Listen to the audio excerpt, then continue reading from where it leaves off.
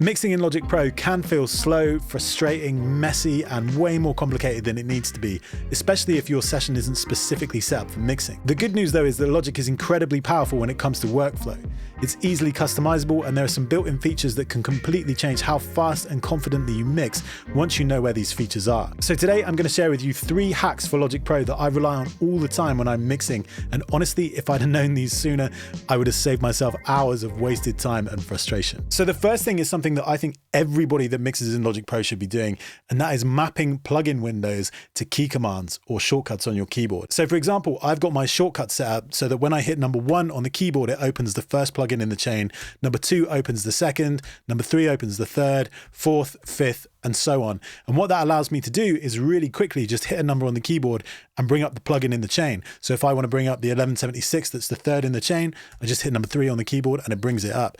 And that makes it so fast when I'm mixing. I don't have to close the plugin window and then go over and like open up the EQ, do a bit of EQ and then close that, then maybe open up the de-esser. It just becomes this constant back and forth with the mouse. And actually, if you can just hit numbers on the keyboard to switch between the different plugins, it honestly saves you so much time and brain power. So how do we do this? Well, it's actually really easy.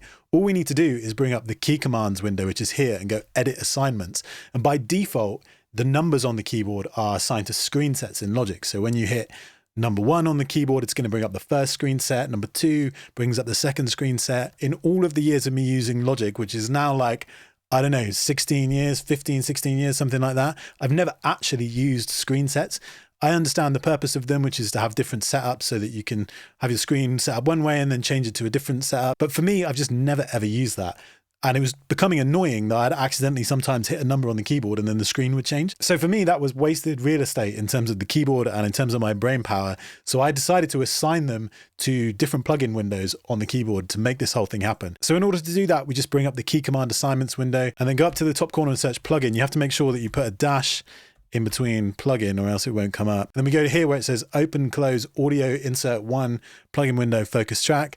And you'll see that it's assigned to key 1. And in order to assign that, you just go learn by key label, press 1 on the keyboard, replace, and that's now key number 1 on the keyboard. So whenever I go back to the plugin window, you'll see number 1, number 2, number 3, number 4, so on and so forth. I've got this mapped from 1 all the way through to 0, which is the 10th plugin window. And you don't really need any more than that. That's usually enough. And it just makes navigating the session so much quicker. So I would absolutely recommend, if you haven't already set this up, then do it, because it's going to save you so much time. It's going to make everything so much smoother and so much easier for you. The second thing that I always do and I always have ready to go is this subkick track, which lives in my mix template. And what this is an instance of the drum synth plugin. And basically, I use this for adding fatness and depth to kick drums that are maybe sounding a bit thin or a bit weak. So I have this kick here, which sounds like this. This is all audio. This is a live drum kit.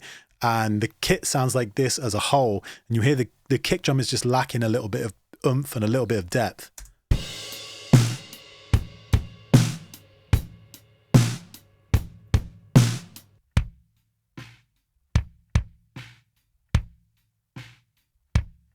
It's got a nice tone to it, but it feels like it needs way more like deep sub, and it's just lacking in those kick mics. So what I'm going to do is highlight that kick track, and I'm going to press Control D on the keyboard, and that's going to bring up the drum replacement and doubling window, which basically allows us to replace or double the audio track with MIDI. And this is a great way if you haven't got any drum replacement software like Slate Trigger or Waves In Trigger or whatever. Even if you have, this is actually just a really great way of doing it. Just bring up this window, set your threshold. That looks pretty good. It's detecting all of the kicks.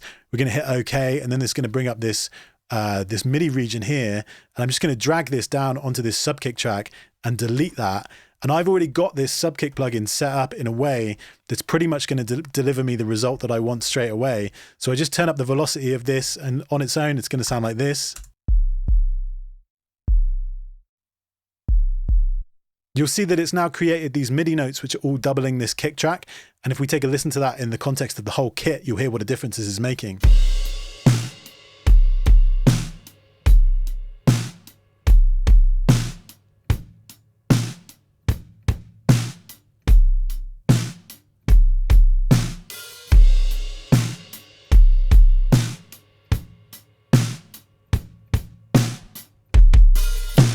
I've also got a gain plugin on this track ready to go, so I can just flip the phase if I need to.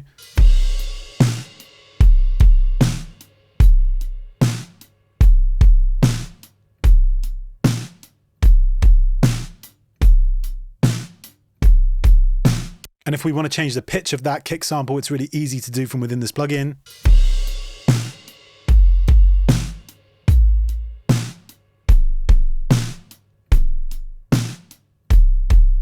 We can also change the tone of that added sample.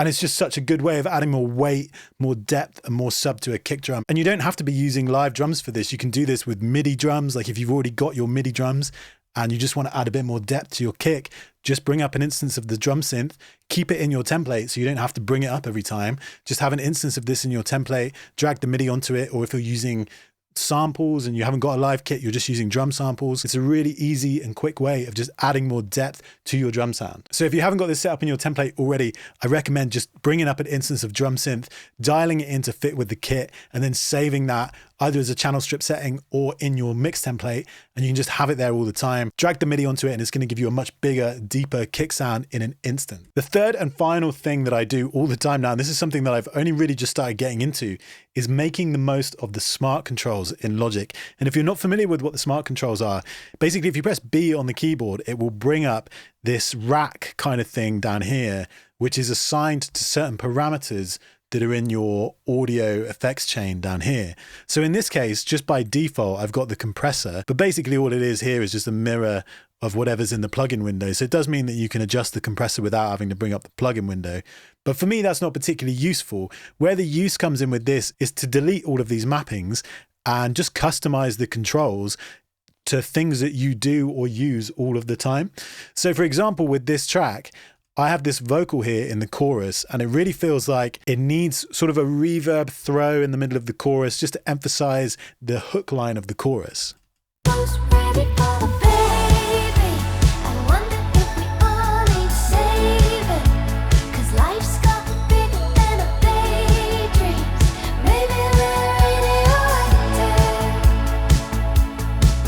Like that line there where she says, maybe we're radioactive, I want that to wash out. I want that to be this big, huge reverb throw.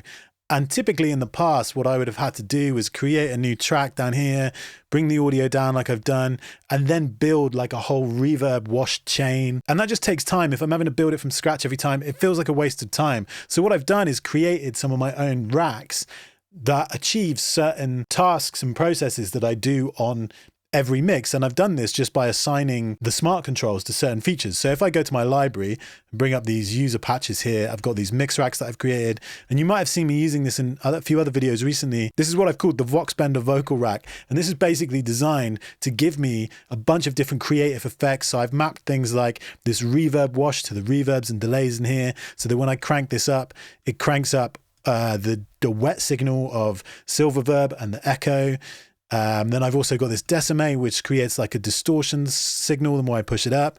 I've got some chops, some hard tuning, all of the kind of stuff that I would use all the time that takes a long time to build. So like delay throws, vocal chops, filters, reverb washes, all of this kind of stuff. It takes a long time to like build that from scratch. I built that once, saved it into this mix rack where everything is already mapped out.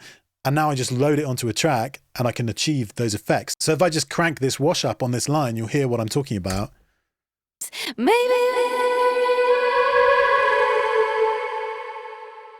And I can add some distortion to that.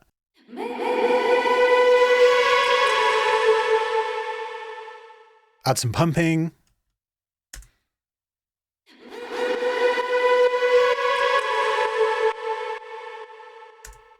It's so easy, it's so quick. That's probably a little bit EDM, but just with that, drag the audio onto a track, load up the Vox Bender, crank up the wash.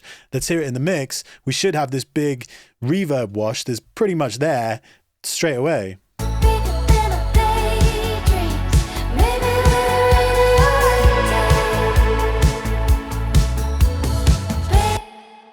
And I can fine tune this by like going into the reverb and making the reverb bigger, making the echo feedback longer and things like that. It's going to make that whole thing longer. I haven't lost the ability to fine tune those details, but it's just so much quicker for me to use this rack as a means of getting towards those creative effects. And in a video I posted recently, I was talking about how I use this to create like delay throws and echo moments in a vocal, which add loads of emotion and loads of kind of movement and interest to a vocal. And I can do that with this as well if I wanted to. Like if I just solo this up and use the chop and the repeat, I don't know what this is going to sound like, but we can just dial it in.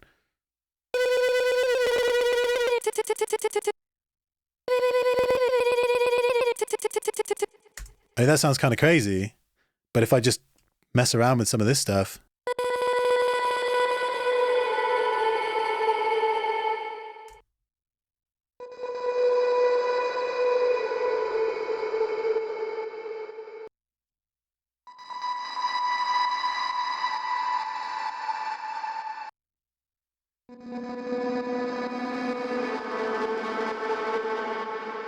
There's all manner of like creative effects and stuff I can do just from dialing that in really quickly. And obviously that doesn't sound great for the context of this track, but if I wanted some inspiration, I wanted to just like find a starting point. Sometimes I'm just doing some writing or some production and I want to create like a weird vocal sample, and just having this sort of stuff mapped to this vocal rack just makes that so much easier and so much faster to use. And it totally changed the way that I work by creating these custom mapped racks that allow me to achieve certain processes. So rather than thinking of this smart control section as just a shortcut to accessing plugins without having the window open, think about it as a way that you can make processes that you do all the time happen much faster by pre-mapping all of this stuff and then just dialing it in. And just to show you this from scratch, if you wanted to do it yourself, let's say I wanted to create a rack that was designed to give me a distorted vocal and also a filter.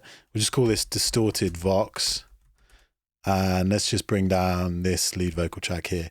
And then basically I would just add an instance of, let's go for the clip distortion, because I quite like how that sounds. So this sounds like this. Maybe radioactive. I've also realized I've put disroted vox, distorted vox. And then we could just get rid of this mapping on here by going up to this tab up in the top left, delete all the patch mappings, and then let's also add in, I don't know, an echo as well. And then let's also add in a single band EQ. And that's going to be a low pass, a high cut. We'll set it to high cut, so a low pass filter. And in order to get this to work with the rack, we can just map certain functions. So we just take this first one and let's say we want to map it to the clip distortion mix. So this is the wet dry signal for the distortion. We've now got it here and we can call this distortion mix.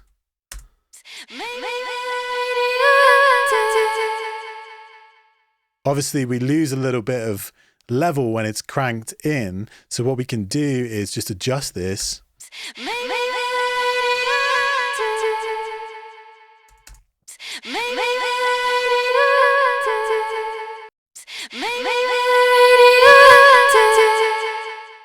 But you notice if I turn up the output, we have this issue where when the mix control comes all the way down, it's still really loud. So the way that we get around that is by then adding another instance of mapping to this, to the output gain.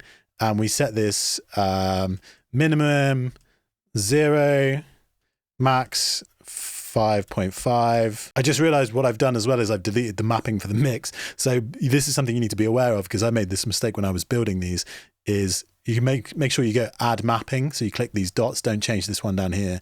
And then you have this unmapped. And we're just going to assign that again to the clip distortion mix. When we crank this all the way up, we get 5.5. And then when we bring it down, it comes down to 0. We only get half of the mix. And this is another thing. We have to just go in and tweak these things. If we go to the scaling and we open that up, then we basically just bring this down here like so, push this up here. And then what that does is that should now fix that issue so that the mix control and the output gain move simultaneously together. So now when we bring that mix control down,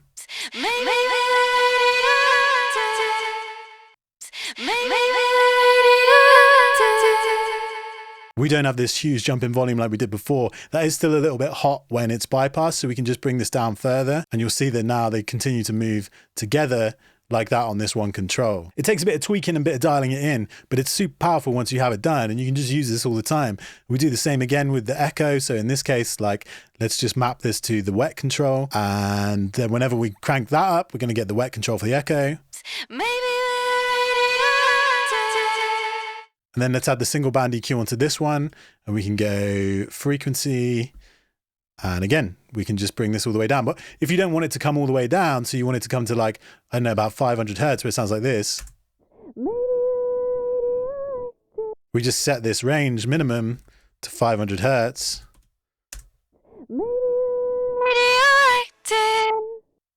And now we can control that from there.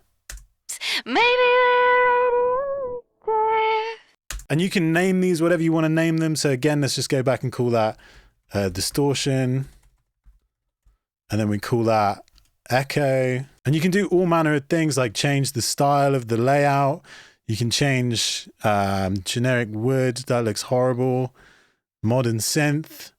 And you've got all these different kind of layouts that you can use. There's more in here. Make it look like a harp. That looks like a harp control apparently. Again, looks horrible.